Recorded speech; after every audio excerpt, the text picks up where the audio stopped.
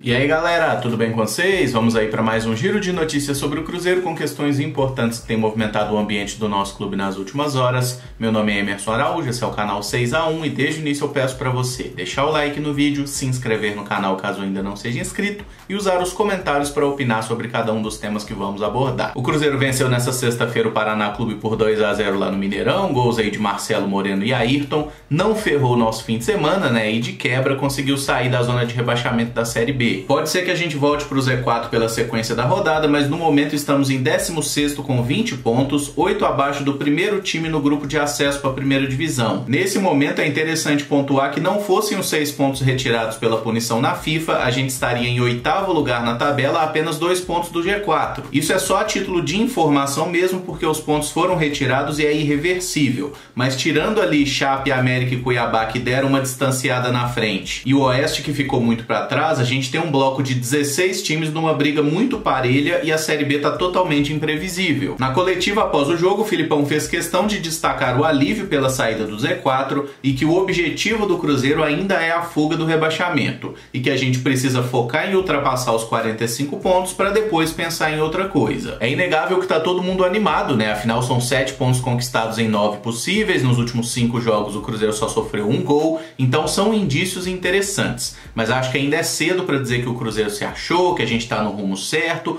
O Cruzeiro está dando indícios de melhora, mas ainda é cedo pra gente se animar demais. O Filipão ainda disse que não quer que o Cruzeiro tenha a cara dele, porque ela é muito feia, mas a equipe só vai criar a identidade de jogo que ele quer com o tempo e a sequência de jogos e treinamentos. O treinador também elogiou a atuação do Patrick Bray, que deu assistência para o segundo gol marcado pelo Ayrton. Filipão disse que gosta da ousadia do jogador e indicou a sua utilização no meio-campo quando o Matheus voltar. E eu gostei disso, até comentei algo parecido na live, né, que como as maiores virtudes do Patrick Bray são na parte ofensiva, usar ele como lateral é um negócio muito preocupante, porque ele marca muito mal. Ontem o Paraná chegou inúmeras vezes por ali, por sorte a defesa se virou bem e a gente não tomou gol, mas o Patrick Bray não é um nome indicado para jogar na lateral, e como ninguém se firmou ali naquela ponta esquerda, né, o Marquinhos Gabriel tá matando a gente de raiva, o próprio Arthur Kaique, que está lesionado, também não vinha jogando muito bem. Então o Patrick Bray pode ser uma solução ali, né? Um jogador que a gente não esperava muita coisa, estava até treinando em separado e pode se tornar uma peça importante. São 2 assistências muito bonitas nos 2 últimos jogos. A de ontem foi espetacular, né? O passe perfeito e o Ayrton também finalizou muito bem. E sobre o Ayrton, em 3 jogos com o Filipão, ele marcou 2 gols e deu uma assistência. Tem sido o nosso jogador mais produtivo no ataque e tomara que ele pegue ainda mais confiança e se firme, porque hoje ele merece totalmente a titularidade. Felipão também voltou a falar em reforços, e um nome que pode ser anunciado nas próximas horas é o William Potker do Internacional. A troca pelo meia Maurício voltou a ser cogitada e pode ser concretizada a qualquer momento. Eu realmente não consigo entender o porquê dessa paixão que o Cruzeiro desenvolveu pelo William Potker. É só olhar como o desempenho recente dele é péssimo, só 1 gol na temporada, contrato terminando, histórico de lesões, não tem nada lógico que justifique o Cruzeiro querer tanto esse jogador. Parece ser uma espécie de exigência do Filipão, mas isso não tem nenhuma base consolidada, especialmente a gente trocar ele num jogador promissor como o Maurício, que inclusive de novo fez gol pela seleção sub-20. Eu não consigo acreditar nessa hipótese que está sendo levantada aí, de que o Cruzeiro vai trocar o Potker pelo Maurício e a gente vai ficar com um percentual maior do passe do Maurício do que o Inter. Eu duvido, o Inter não é otário e a gente já viu que o Cruzeiro muitas vezes foi esse otário. Tá?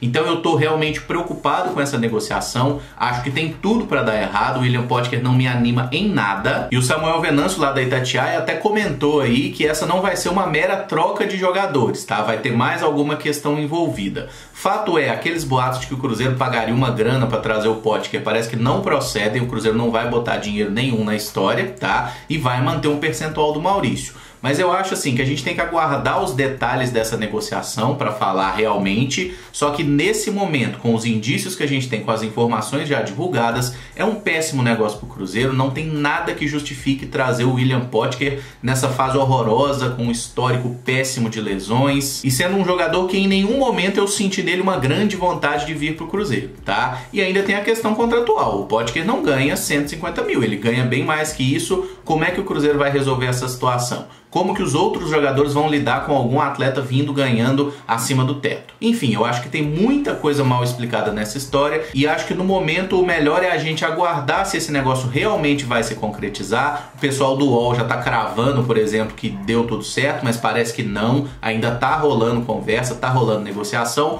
Como isso já avançou, já recuou muito, vamos aguardar, tá? Mas a possibilidade de troca do Potker pelo Maurício voltou a acontecer e parece que pode desenrolar nesse fim de semana sim. Outra especulação foi divulgada lá no jornal O Tempo, que o diretor David foi para São Paulo hoje para fechar a contratação de 2 jogadores do Santos, os meia-atacantes Jean Mota e Jonathan Copete. Jean Mota tem 26 anos, já jogou como meia, volante e até lateral esquerdo. Em 2020 ele soma 23 jogos pelo Peixe, com 1 gol marcado e 2 assistências. Ele é um reserva bem utilizado, mas começou jogando apenas 9 partidas no ano. Já o Copete, colombiano de 32 anos, é atacante, mas faz qualquer função ali pelo lado esquerdo do campo. Em 2020 ele jogou apenas 2 partidas emprestado ao Everton do Chile, e em 2019, que estava lá no Pachuca do México, ele fez 19 jogos, 2 gols e deu 1 assistência. O Copete apareceu bem lá no Atlético Nacional, naquela época que foram campeões da Libertadores, depois foi comprado pelo Santos e chegou bem no time, mas desde 2017 o desempenho dele caiu demais. Ele voltou desse empréstimo ao futebol chileno e não pôde ser inscrito por causa de punição na FIFA, né, que o Santos está sofrendo problemas parecidos com os do Cruzeiro. A ideia do Cruzeiro seria trazer os 2 jogadores emprestados, tá? Mas aí vocês vão me desculpar, eu vou ser um pouquinho maldoso agora. Com o que a gente já viu da competência do David até o momento, eu acho que ele não vai trazer nenhum dos 2. Por empréstimo e dentro da nossa realidade financeira, eu acho até que poderiam ser peças úteis no elenco. Não são jogadores completamente sem qualidade, mas também não enchem os olhos de ninguém, tá? É só olhar o desempenho recente deles, nenhum deles está jogando grande futebol há muito tempo.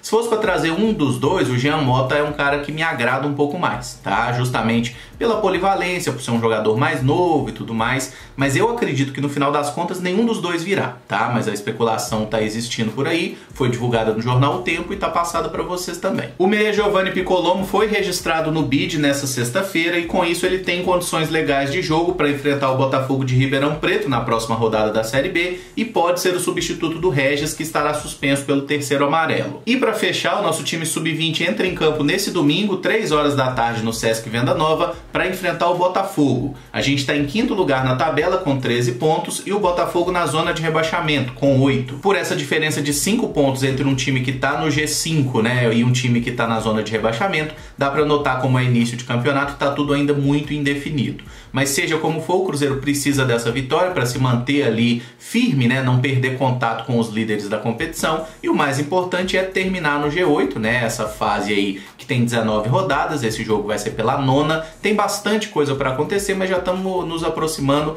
da metade do certame. Creio que o Cruzeiro tem todas as condições de bater o Botafogo nesse jogo lá no Sesc Venda Nova. É amanhã, 3 horas da tarde, vai ter transmissão da CBF TV através daquela plataforma Maicujo, né, transmissão pela internet. E esse vídeo fica por aqui. Se você gostou, eu peço que deixe o like, se inscreva no canal caso ainda não seja inscrito e use os comentários para opinar sobre cada um dos temas que a gente abordou. Muito obrigado por acompanhar, um abraço e até o próximo vídeo. Valeu!